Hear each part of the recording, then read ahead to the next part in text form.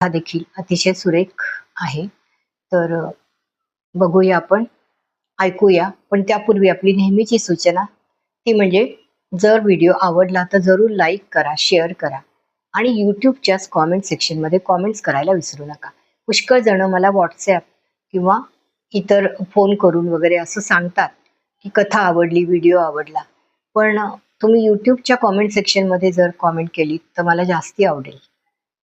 मी त्याची खूप मनापासून वाट बघत असते. तर जरूर त्याच्यावर कॉमेंट करा आणि जर काही कारणाने सबस्क्राईब करायचं राहिलं असेल किंवा चॅनेलला नवीन असाल तर जरूर सबस्क्राईब करा. ऐकूया आपण रेश्मा डोळे यांनी लिहिलेली कथा.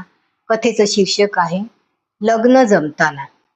केतकी ऑफिसमधून आली तेव्हा संध्याकाळचे 6:30 वाजले होते. तिला आईला डॉक्टरांकडे घेऊन जायचं होतं, म्हणून ती चहा पिऊन लगेच घाईघाईने खाली पार्किंगमध्ये आली. पण ती गाडी काढायला गेली आणि तिचा पारा चढला. तिच्या गाडीसमोर एक महागडी काळी चमकदार कार आडवी लावलेली होती. लोकांना पार्किंग सेन्स नावाची गोष्ट असते की नाही, ती कुरकुरली. शी, 2 मिनिटाची घाई म्हणून दुसऱ्याला अडकवून ठेवायचं. काय कसले लोक असतात, छे. ती चिडून कारकडे पाहतच होती. इतक्यात तिची नजर कारच्या दारावर पडली. तिथे एका कागदावर मोठ्या अक्षरात लिहिलं होतं, गाडी काढायला याल तेव्हा मला फोन करा. माफ करा, खूप घाई होती म्हणून मी गाडी इथे लावून गेलो. कारवाला. खाली एक मोबाईल नंबर लिहिलेला होता. कारवाला शब्द वाचून तिला आधी हसू आलं. मग तिने एक दीर्घ श्वास घेतला आणि मग फोन लावला. हॅलो. तिकडून एक रॉयल आवाज आला. तुमची कार माझ्या गाडी समोर लावलेली आहे. मला आता गाडी काढायची, प्लीज लगेच या. केतकीनी थोड्या चिडलेल्या आवाजात सांगितलं. अरे सॉरी, मी 5 मिनिटात येतो. आणि खरोखरच अगदी काही मिनिटातच एक उंच देखणा तरुण धावतच आला. ब्लॅक टी शर्ट, शॉर्ट, कपाळावर रुळणारे केस, चेहऱ्यावर प्रामाणिकपणा आणि डोळ्यात सॉरी. क्षणभर केतकी त्याचं रूप बघून गुंगत झाली. पण क्षणभरच.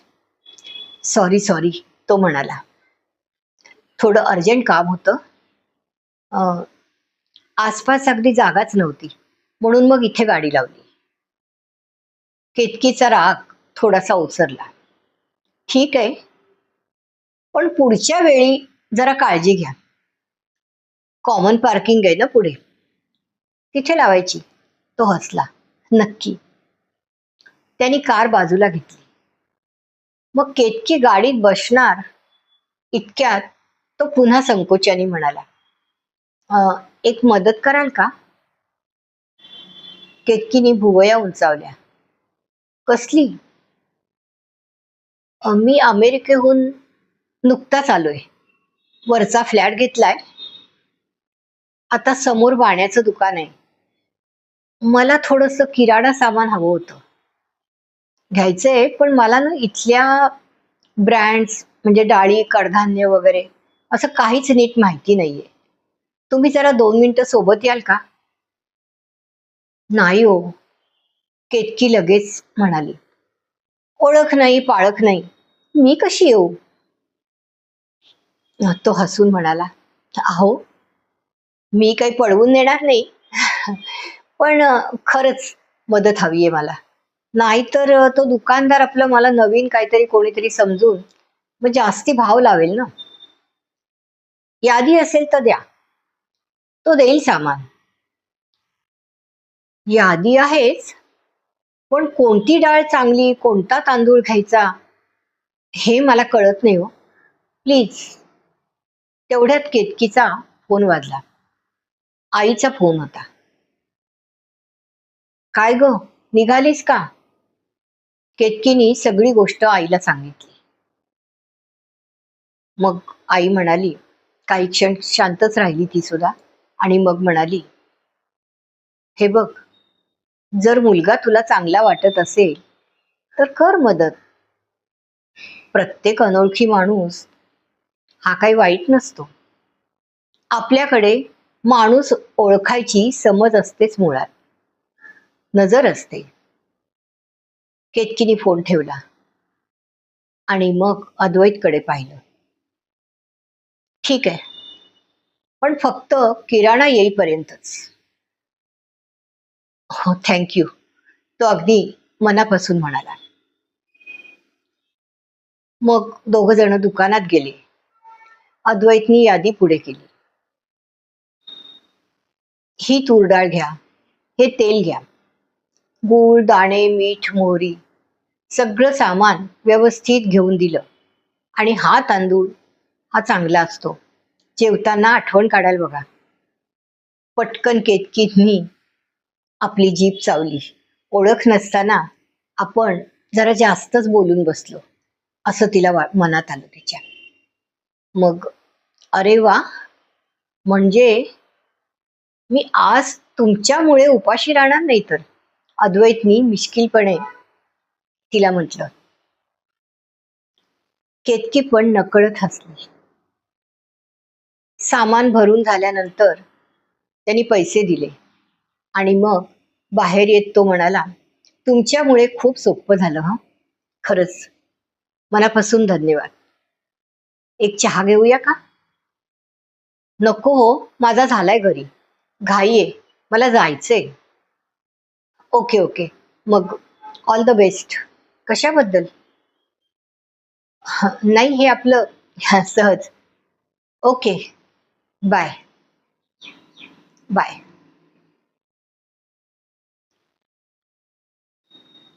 पण ही गोष्ट इथेच संपली नव्हती. अद्वैत अमेरिकेत राहत होता. त्याचं शिक्षण, नोकरी, आयुष्य सगळं तिथे होतं. पण त्याची मुळं मात्र भारतात होती. आता घरच्यांच्या आग्रहामुळे तो लग्नासाठी भारतात आला होता. मात्र त्याला एक गोष्ट सतत खटकत होती. ती म्हणजे त्याला भेटणारी अनेक स्थळं त्याच्याकडे माणूस म्हणून कमी आणि अमेरिकेत राहणारा मुलगा म्हणून जास्त पाहत होती.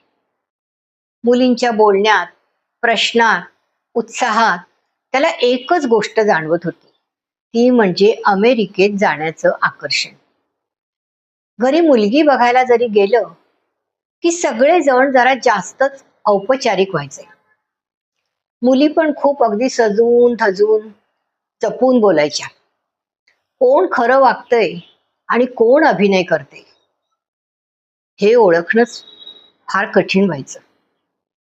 म्हणून अद्वैतनी स्वतःची अशी एक वेगळी शक्कल लढवली होती.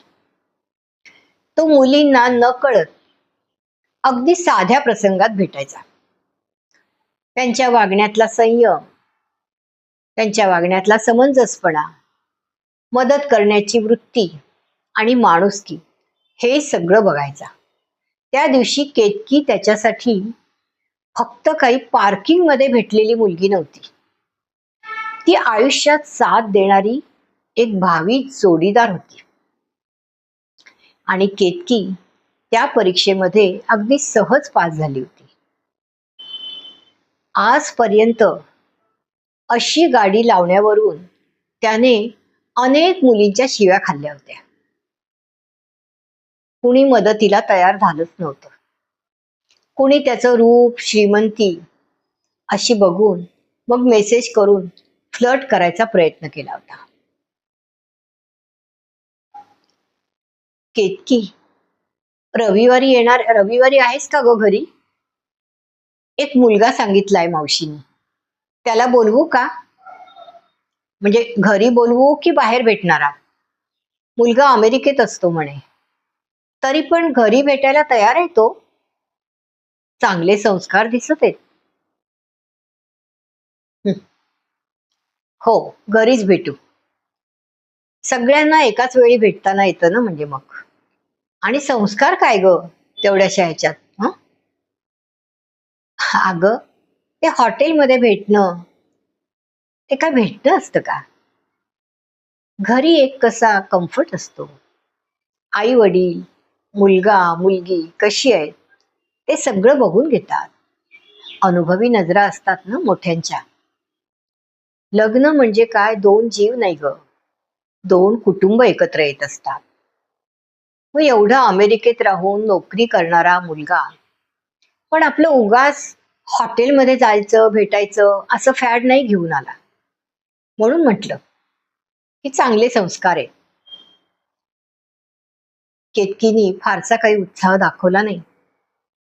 पुन्हा तेच प्रश्न, अमेरिका, नोकरी, विसा, मुलगा तर बघू, असा विचार तिने केला. मग संध्याकाळी दाराची बेल वाजली. केतकीनीच दार उघडलं आणि क्षणभर ती थिजूनच गेली. दारात अद्वैत उभा होता.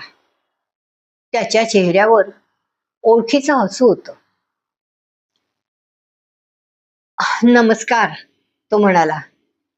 पार्किंग मधला गुन्हेगार आठवतोय ना? समोर अद्वैत उभा होता. त्याच्यासोबत त्याचे आई बाबा होते. हा तुम्ही? केतकीच्या तोंडून नकळत शब्द बाहेर पडले. अद्वैतनी हलकेच स्मित केलं. येऊ आत? हो हो, आई, हे आलेत, ते ते आलेत. हा बसा बसा. तिची एकदम भंबेरीच उडाली. बैठक खोलीमध्ये सगळे बसले. चहा पाणी झालं.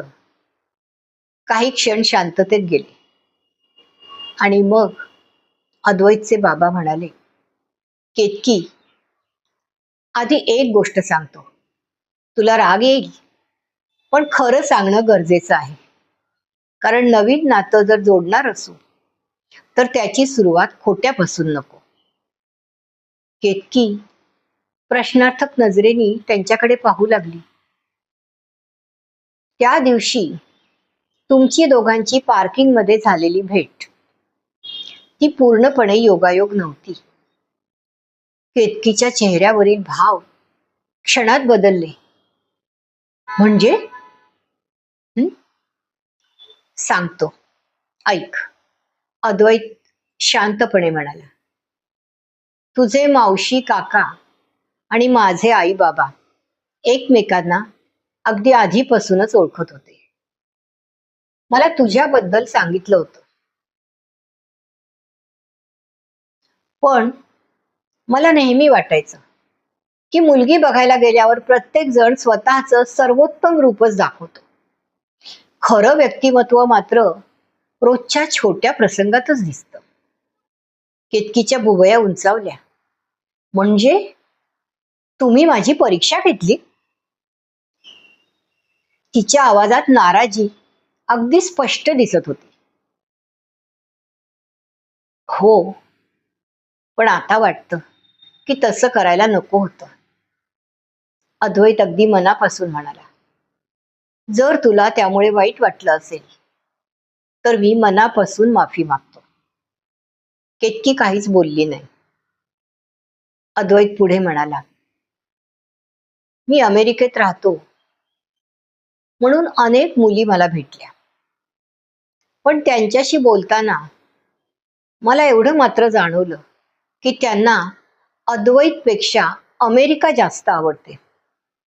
म्हणून मला अशी मुलगी हवी होती की जी साधी, समंजस आणि माणुसकी जपणारी असेल. तो हसून म्हणाला, त्या दिवशी तू मला पहिल्यांदा नाही म्हणालीस ना, तेच मला आवडलं. कारण तू अनोळखी माणसावर लगेच विश्वास ठेवला नाहीस. माझ्या दिसणाऱ्या श्रीमंतीची तुला मुळीच भुरळ पडली नाही. पण आईशी बोलल्यानंतर मात्र मनापासून मदत केलीस. तीही अगदी कोणताही स्वार्थ न ठेवता. तुझ्या मर्यादा जपत माणुसकी दाखवलीस. केतकी अजूनही शांतच होती. तिची आई प्रेमाने म्हणाली, बाळा,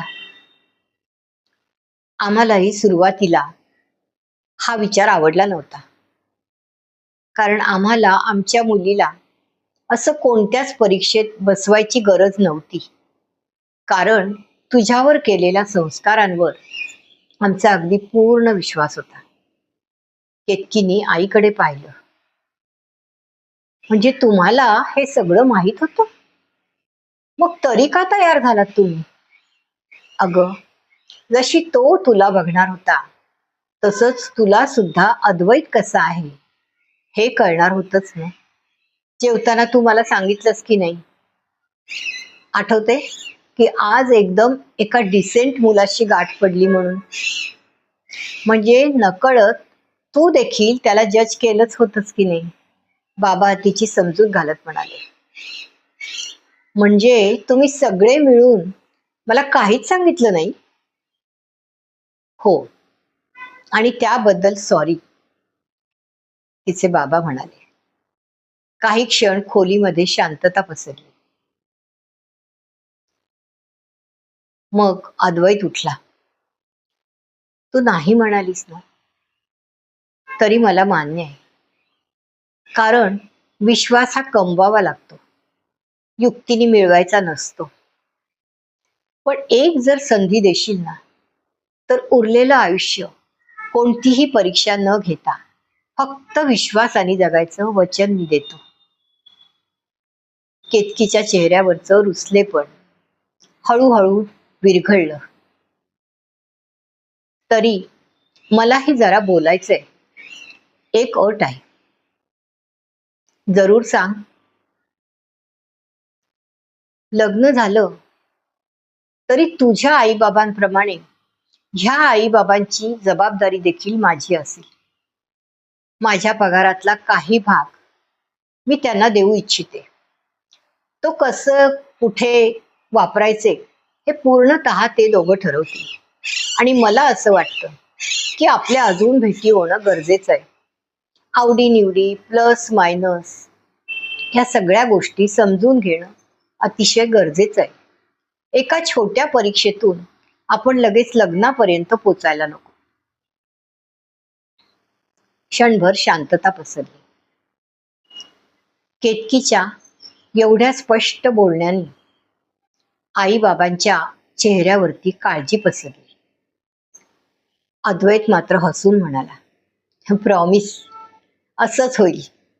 माझी खात्री पटली आहे की तू माझी उत्तम पार्टनर बनू शकशील.